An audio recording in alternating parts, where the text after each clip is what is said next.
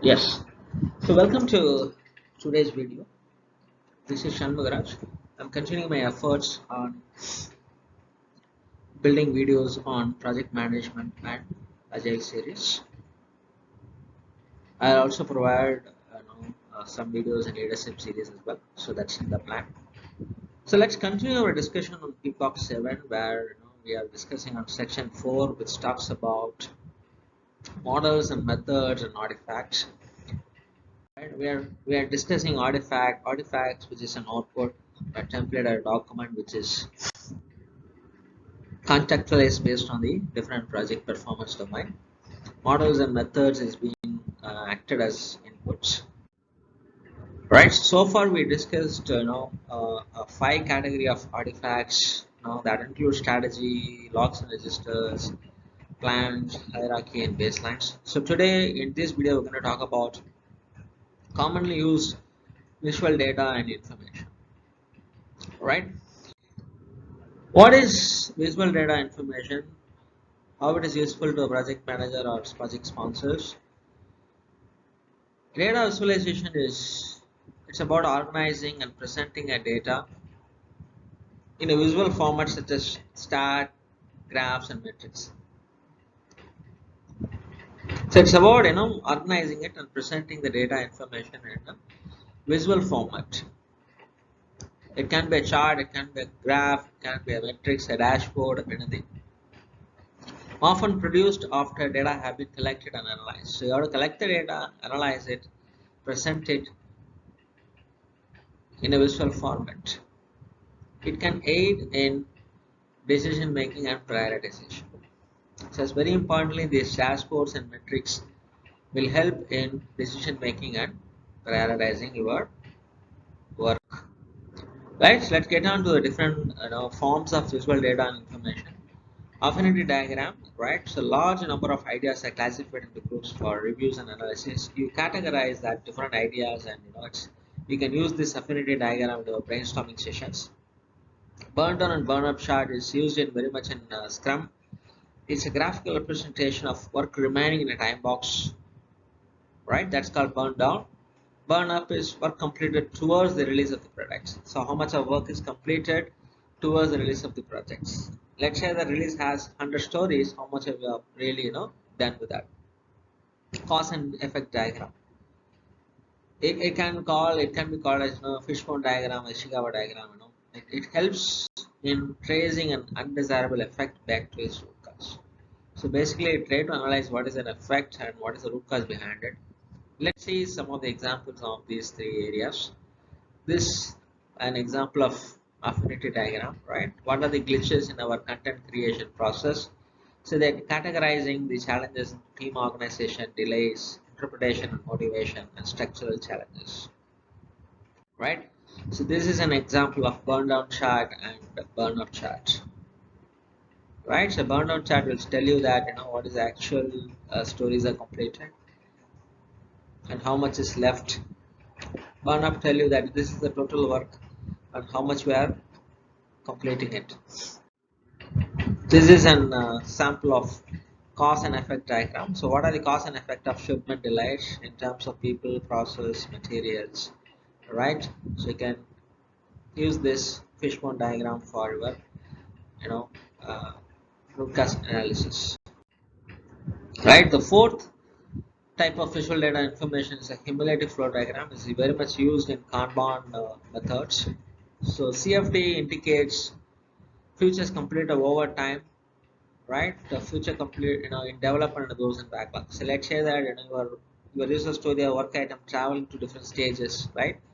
From the backlog you're picking up a little way in the design development and then it get completed, right? So it will indicate all the stages and how much time is spent on each stage. Cycle time chart, it's again coming from Kanban.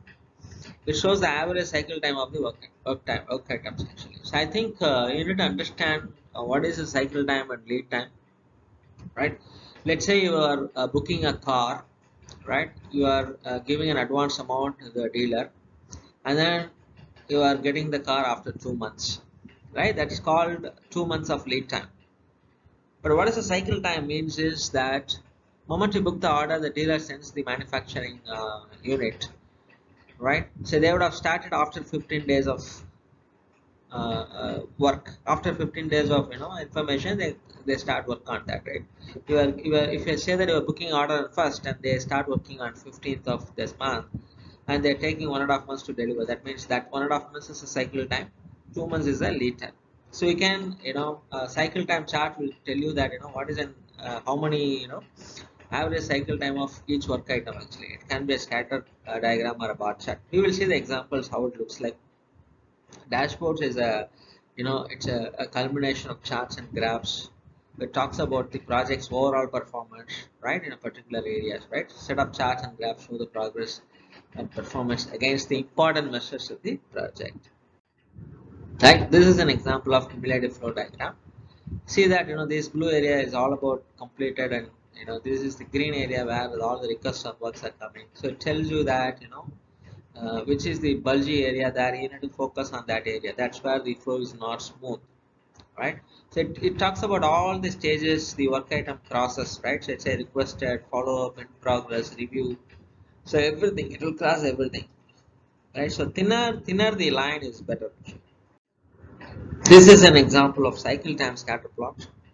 All right, so each work item, how much of it took, right? So let's say that this gray area is 66% and this yellow one is 84%. This is 50%. So how many work items are completed in how many days, right? You can take average items as well. And this is an example of a dashboard in a sales, sales by person, sales by customer, sales by location, sales by product. So these are the dashboards, right? You can look at it actually. Right? So next three are flowchart, Gantt chart, and histogram. Right? Flowchart talks about inputs, process actions, and outputs. Right? Most of the time, when you represent a process, you use a flowchart. Actually, you understand what is an input, what are the process actions it goes through, and what is an output. Gantt chart is it's kind of a very much tool for any project manager. It's used in Excel as well as Microsoft Project Plan. It's a bar chart that's providing a scheduled information, activities in y-axis and dates in x-axis. The duration is shown as a horizontal bars. Histogram is another tool we can use for visualization. Histogram is a bar chart representation of numerical data. We'll see some of the examples. So this is an example of flow chart, right? Inputs are shown here. You start of the process, your input is there, you're making some decision boxes, and then there's an output, and the process ends. So this is an example of Gantt chart, right? So how many activities are there? What is the duration of activity? Right? This horizontal bar talks about the duration of activity, and it talks about what are the dependencies of each activities. Right? When does it start and when does it end? Right? So this is the duration. Is the dates in the horizontal axis and activities in vertical axis. It gives a duration in the horizontal bar. Right? This is an example of histogram of arrivals of, let's say, flight or something. Arrivals per minute. This is a frequency. So how much of there are 15 times the arrivals are happening 4 minutes 4 per minute. 4 arrivals per minute happens in 15 times. So this shows histogram, right? Next three set of visual data information is information radiator, lead time chart, prioritization matrix. Right? Information radiator is used in agile methods. So is it a visible physical display that provides information to the rest of the organization? Is a timely knowledge sharing. So anybody walks into your workplace, people understand what is the progress of particular sprint or iteration or a release, whatever it is. Lead time chart, we already discussed what is the lead time, right? It's a turnaround time the moment the request is received and you deliver it, right? So it will talk about lead time chart, talk about the trend over time of average lead time of the items completed, right? It will tell you that on an average, how much time it takes to complete for each work, right? It can be shown as a scatter or bar diagram. Prioritization matrix is a scatter diagram, an effort in x-axis and value in y-axis, generally divided into quadrants to classify items. Right? There are multiple ways you can do the prioritization. There are you can use Moscow method. You can use business value and effort. You can use the risk and impact. So there are multiple ways you can use the prioritization matrix where you can divide that into four quadrants and see that where is that uh, most of the requirements are getting scattered and everything. This is an example of information radiator, right? So backlog, work in progress, and done, right? This is an example of lead time distribution. See, says the lead time in days, and this is the occurrences.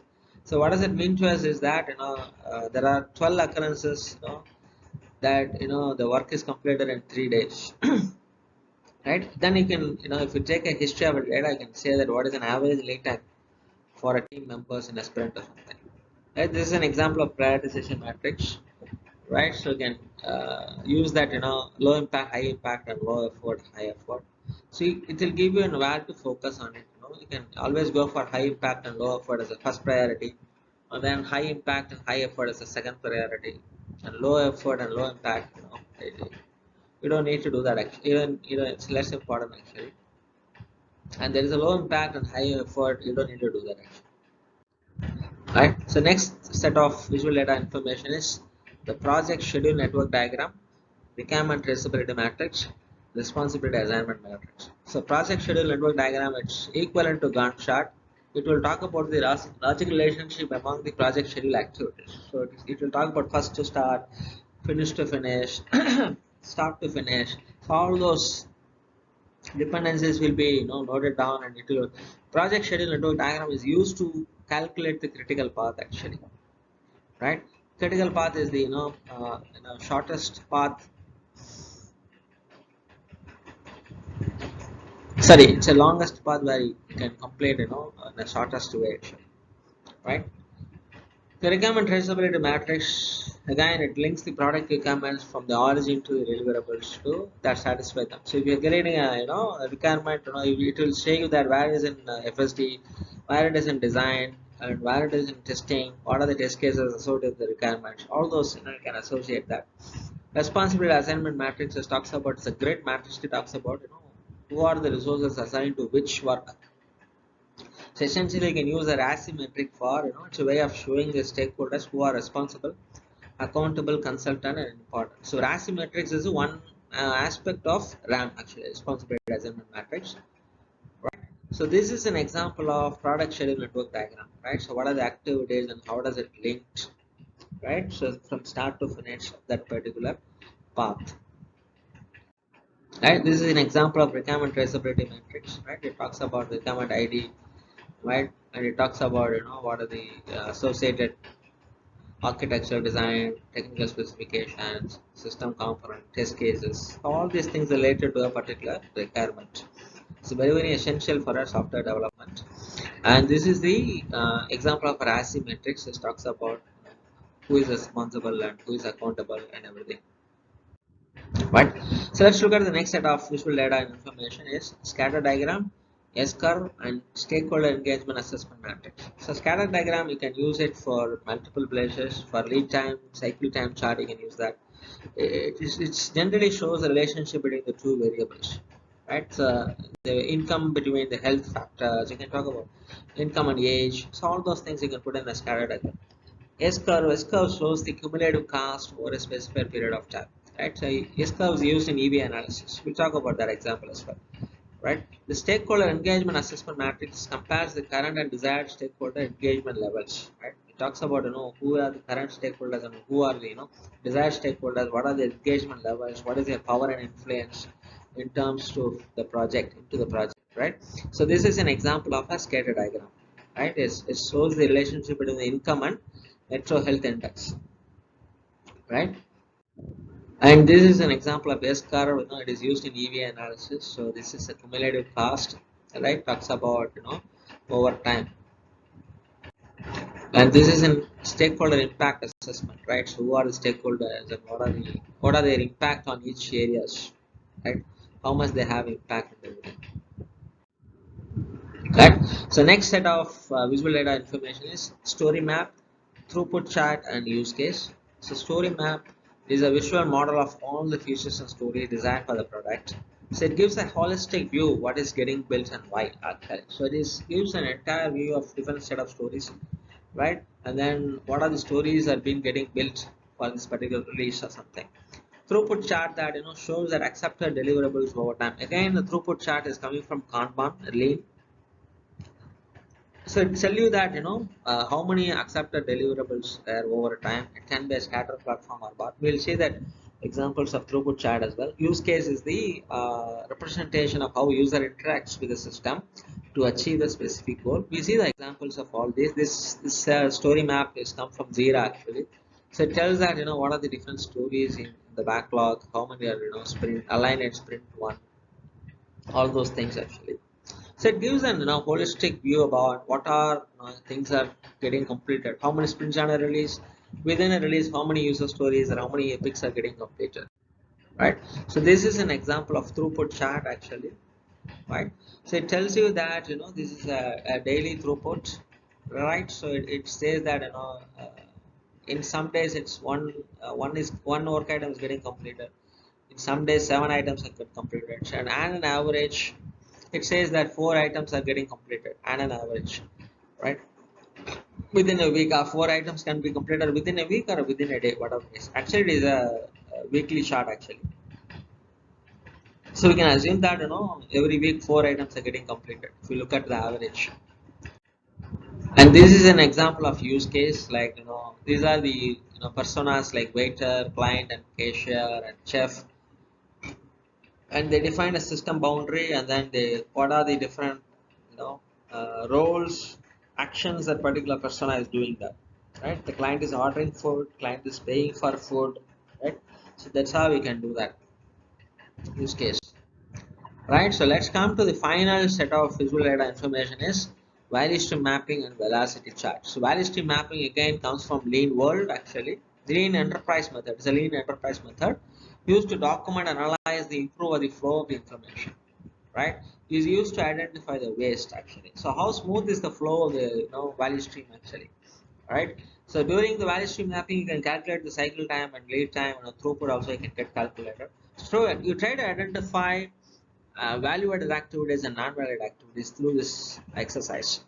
So wherever you see non-value activities where customer is not willing to pay, you can try to eliminate that activities, right? That's for value stream mapping is being used.